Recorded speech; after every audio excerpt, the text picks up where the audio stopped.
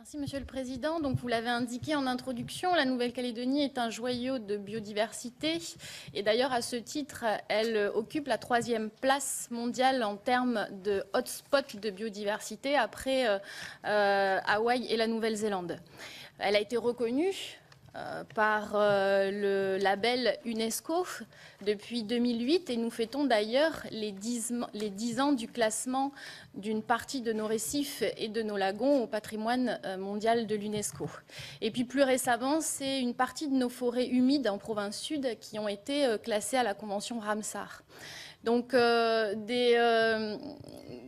une biodiversité qui est reconnue, qui est riche, mais vous l'avez indiqué aussi, sur laquelle des menaces fortes pèsent aujourd'hui.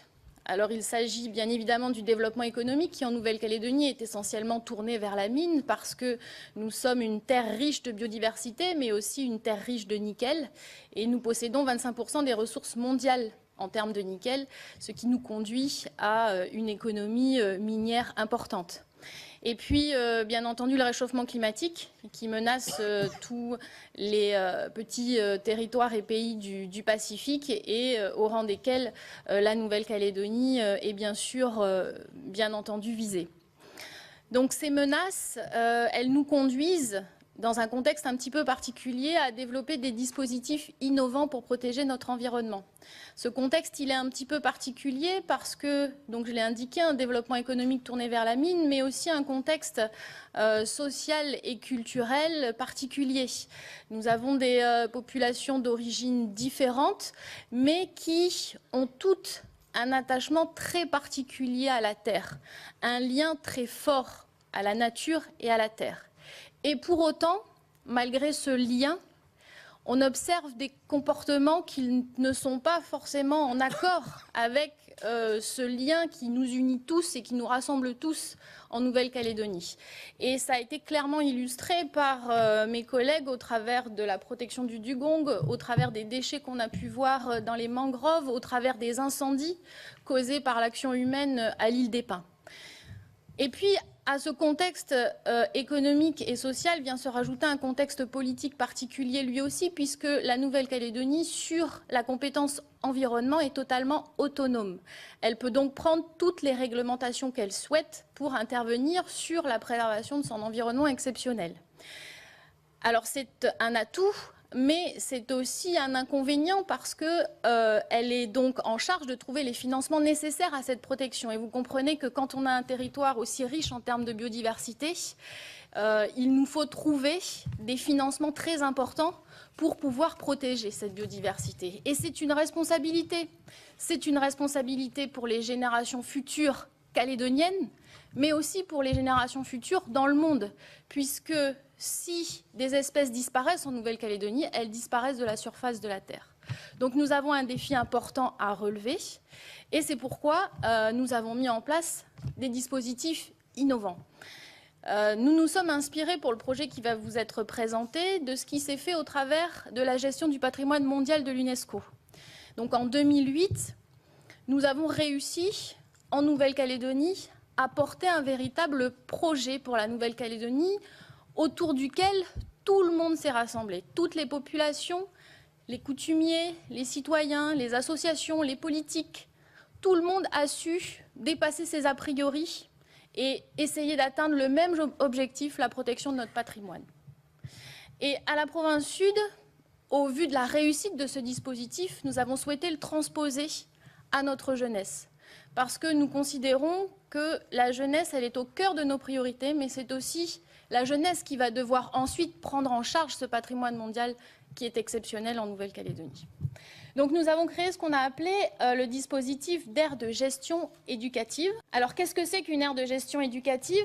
C'est une zone maritime littorale ou une zone qui peut être terrestre et qui est gérée de manière participative par des élèves qui peuvent aller du CM2 à la classe de terminale et qui est géré en accompagnement par des enseignants, mais aussi un grand nombre de partenaires qui peuvent être les usagers de la zone, qui peuvent être des associations, qui peuvent être des organismes de recherche.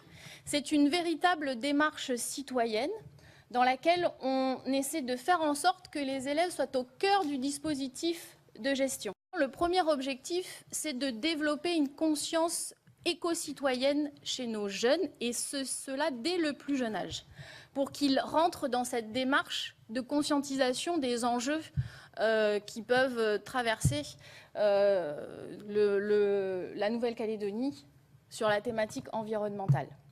Alors, je vais vous présenter au travers d'un petit film ce dispositif. Et vous verrez donc les différentes aires de gestion éducative que nous avons mis en place, d'abord à titre expérimental depuis 2016. Et ce dispositif ayant fait l'objet d'une évaluation très satisfaisante, nous avons poursuivi derrière par la mise en place de plusieurs autres aires de gestion éducative. La Nouvelle-Calédonie possède une biodiversité exceptionnelle qui lui a permis d'obtenir, il y a 10 ans, l'inscription de ces lagons au patrimoine mondial de l'humanité, et depuis 4 ans, les lacs du Grand Sud sont aussi classés à la Convention Ramsar. Protéger l'environnement qui nous entoure, cela a donc tout son sens pour la jeunesse calédonienne. En 2017, 3 sites pilotes ont été choisis pour la création d'aires de gestion éducative.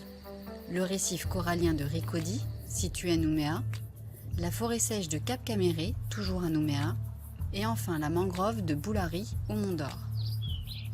Ce sont les élèves eux-mêmes qui s'occupent de l'aire de gestion éducative. Après avoir évalué l'état de la faune et de la flore de ces sites, les élèves accompagnés de leurs enseignants et d'associations fixent les enjeux de ce patrimoine naturel, c'est-à-dire les raisons qui justifient la protection de ce lieu. Ils apprécient également les menaces qui pèsent sur ces zones. Les enfants mettent ensuite en place un plan d'action. Sur le plateau de Ricody, les collégiens suivent l'état du platier ou encore les animaux marins qui le fréquentent comme les requins, les tortues, les dugongs ou les oiseaux marins.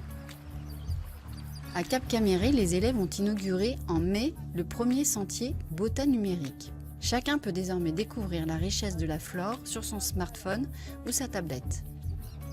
Dans la mangrove du Mont d'Or, les enfants ont replanté des palétuviers et débarrassé les lieux d'espèces envahissantes. En 2018, 3 nouvelles AGE ont vu le jour. La baie de Jules Garnier à Nouméa, le maquis minier de Touété à l'île des Pins et le cric salé de la plage de Poé, situé à Bourail. Dans la baie de Jules Garnier, plusieurs actions sont déjà menées, comme la mise en place d'un suivi du récif corallien. Les lycéens réalisent tous les mois des relevés de la zone. À l'île des Pins, les collégiens ont réalisé une opération de reboisement pour améliorer la qualité de l'eau du seul captage de l'île. Ce site avait été dégradé il y a quelques années par un incendie. Enfin, à Bourail, les élèves ont effectué plusieurs visites de terrain pour connaître la faune et la flore et élaborer leur plan d'action. Ils ont déjà prévu de lutter contre les espèces envahissantes. Ces 3 exemples démontrent que les aires de gestion éducative connaissent un vrai succès. Elles répondent aux souhaits de la province Sud de former les éco-citoyens de demain et d'impliquer très tôt la population dans la préservation de l'environnement.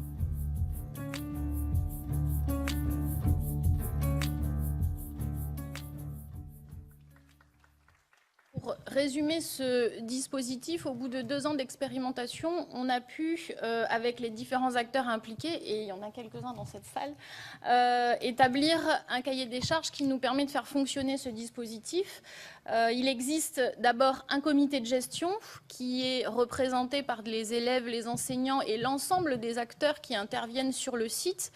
Il faut savoir que les acteurs sont très nombreux et que les élèves arrivent à persuader un grand nombre de personnes de les rejoindre. C'est le cas par exemple à l'île des Pins, l'exemple qui a été présenté tout à l'heure, où grâce à une classe, c'est toute l'île qui s'est mobilisée, parce qu'il faut savoir que pour produire les 800 plants qui ont permis la revégétalisation, c'est l'ensemble des tribus qui ont été mises à contribution. Sur l'exemple du sentier Bota numérique, c'est toute une association de quartier qui est venue participer à l'élaboration de cet outil.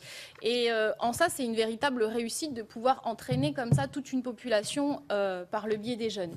Donc les jeunes réalisent un plan de gestion à partir d'un diagnostic, un plan de gestion qu'ils vont ensuite mettre en œuvre pendant 2 ans. Et au niveau de la province Sud, avec quelques responsables scientifiques associatifs, on est en charge d'évaluer et d'avoir une évaluation sur ce dispositif au travers d'un comité de pilotage. Là, vous avez un exemple de plan de gestion, celui qui a été réalisé par le collège de Boulary et le lycée de Boulary qui gère la mangrove. Donc vous voyez que les jeunes déterminent des enjeux, des objectifs et ensuite un panel d'actions qu'ils vont mettre en place pendant les 2 ans. Donc nos perspectives, bien sûr, elles visent à étendre le dispositif à d'autres aires de gestion éducative en province Sud. Cette année, nous avons inauguré 3 nouvelles aires de gestion éducative et nous avons créé ce qu'on appelle notre réseau d'aires de gestion éducative. Et à terme, nous souhaitons inscrire ce dispositif dans notre code de l'environnement afin qu'il soit le plus lisible possible, mais surtout qu'une fois qu'il sera inscrit dans notre code de l'environnement, il ne puisse plus être remis en cause ou s'arrêter aussi facilement.